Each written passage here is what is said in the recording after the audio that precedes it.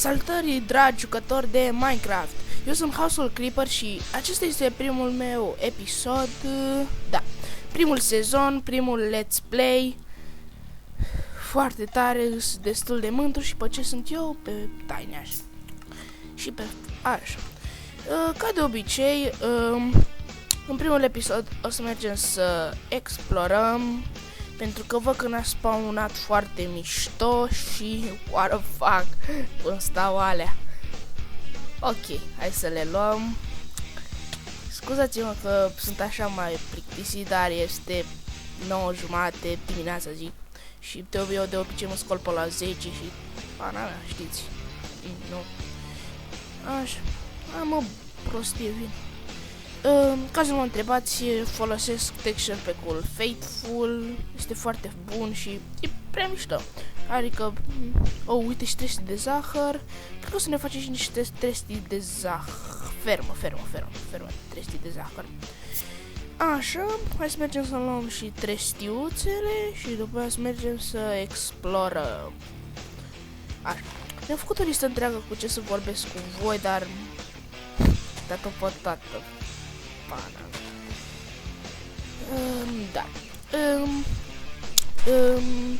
Poate vă întrebați de ce nu mai continui let's play-ul cu White Fox. Băga mea și picioare că a început ploaia tus, mă, doar în partea aia. Ok, deci noi o să mergem să explorăm partea aia. Și văd că mi se duce nițel mâncarea, deci de ce n-are cum să fie? Da. Hai că am început o idee. Eu pe ce joc? Pe normal, ok.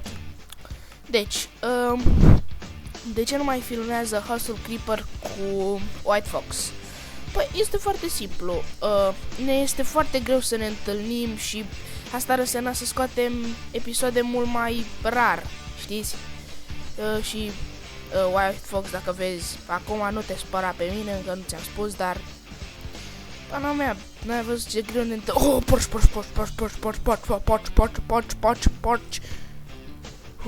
Repede, să luăm mâncărică. Mă mor, paștere ta. Vino încoace, știi că oricum o să mor, mă, grasule. Hai, că nu vezi și cât ai obez, ocup tot Minecraft. Hai, vino încoace, că oricum o să mor. Și nu știu ce cu lagul ăsta. Hai, că îl dă ploaia. Mă, vino încoace, paștele tău. Mă mor, mă, fiți iar capul ăla. Te pândezi, mă, jegosule. Mamă, ce mă enervează prostul ăsta. Vine să le iau la juturi. Bă, dar mor, fițar. În sfârșit, pentru o halcă de carne. A stat eu atâta. Cred că trebuie să omorâm niște de-astea. Dar mai întâi paștele tău. Că, hai vino. Știi că nu poți fugi. Așa, haide. Aoleu, și n-am dat drumul la timer. Hai să zice că e și 3 să-l facem de 10 minute. Deci cred că mai filmez câteva minute. Știți ce? Am zis că episodul ăsta merge să explorăm. Da, asta am spus. Și vreau să menționez de la început că să nu credeți, nu folosesc absolut niciun prostie din aceștia, știți, de too many items sau cât de tare e asta. Waleu. Mamă. Foarte tare. Să mă ridic să cobor până acolo. Poate văd ceva. Nu mă risc. Foarte tare zona asta. Foarte tare unde ne-a spawnat. Ok. Să ne vedem continuarea drumului. Nu înțeleg de ce mi se mișcă atât de lăguit. Nu mă Așa, da, nu înțeleg de ce mi se mișcă asta de la... Cred că e de la Fraps. Da, cred că e de la Fraps. Știm că primul episod pe care îl fac eu mereu este doar să explorăm și... Da, nu este cine știe ce, dar nu avem ce să facem. Mie mi-a mult, știți, până să-mi aleg unde să fac casa și pana mea. E mult și...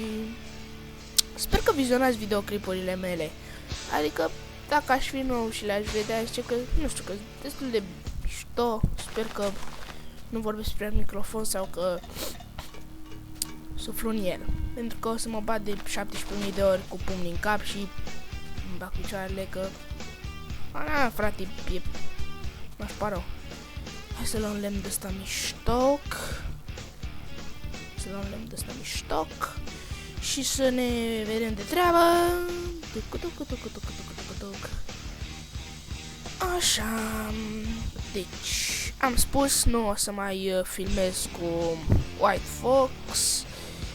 Poate unora nu vă va plăcea ideea, dar nu mai puteam. Adică scoteam episoade foarte greu, știți, și... A mea, e nașpa să stai atâta, tu să vrei să filmezi și el să n-aibă chef sau să nu poată, știi? Nu, să nu luați vorba de rău, dar așa este. N-aibă, poate vă plăcea mai mult White Fox și o să fac ce a fost afară sau tot ceva de genul. M-am speriat. Așa. Și mă cu lagul ăsta. Și mă cu lagul ăsta. Puh, și am șpeli de lag. Trebuia să vorbesc în halul ăsta, dar mă scuzați, am nervi și uite un lup. Da, să continuăm. Am spus, episodul ăsta, cred că spune excursia. Da. Deci că am plecat să explorăm. Sper că nu suflu un microfon. Paname, Paname. Așa. Tin că episodul e cam plictisitor. De ce vorbesc la program? Nu știu, am obișnuit să filmez cu White Fox, știți? Deci știu că episodul este cam plictisitor, dar n-am ce să fac, naiba. Dacă astăzi asta mi-am propus să fac, știți? Hai să transformăm tot asta în scânturi, pardon. Wow, ce culoare bestială are asta. Ok. Hai să ne facem un chest. Să ne gândim unde să-l punem. Un chest. Ce e acolo? Ce e acolo? Să nu spui că am dat peste niște villageri. Ok, hai să găsim chestul fermecat. Unde acolo l-am găsit și cu Răzvan. Cu Răzvan, da? Ok, oh, doamne, cât de noroc pot să am. Cât de mult noroc pot să am. Nu pot. Uitați, cred că acesta este... Serios? Doar atât? E bun și asta. Nu știu, sperăm să fie mai 6 saplings. Hai să mai vedem ce pe aici. Cred că o să le distrugă ăstora casele. Și astea sunt inundate. Da, astea sunt inundate casele. Naiba, cât de mișto, cât de tare. Casele lor sunt inundate. What the fuck? Cât de tare. Pot să cred. Ai ba, prea mișto. Ce-mi pot să stai aici? Măi, dar eu nu înțeleg de ce e inundat, adică sunt... Bă, dar unde și-au făcut și villagerii ăștia? Spraf, mă, ăștia. Bă. Cred că tot așa o să locuiesc cu ei, nu știu.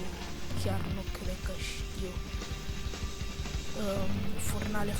Furnale. Știi ce? Cred că o să le luăm ca să nu mai... atâta... Am o villager. Nasola de robinet. Zi, unde e alt chest? Zi unde e alt chest? Știi ceva? Știi ceva? Asta o să-ți fac. Fii-ți-ar capul ăla. Bine, haide să mai mergem în continuare. Să mai mergem în continuare. Și expresia am în mine, doamne. Așa. Hai să punem, să ajungem și noi până acolo. Să vedem ce... Poate nu-i nimic în casă. Să vezi ce... Să fiu așa de med. Ok. Foarte tare. Foarte, foarte, foarte tare. Cred că aici o să rămânem, știți? Cred că aici o să rămânem, da. Și o să închei episodul. Hai să luăm torțele astea. Hai să luăm torțele astea. Aici o să închei și eu episodul. Sper că v-a plăcut, că vine noaptea și... Sper că v-a plăcut. Deci eu am fost Hustle Creeper și eu mi-au la revedere de la voi spunând...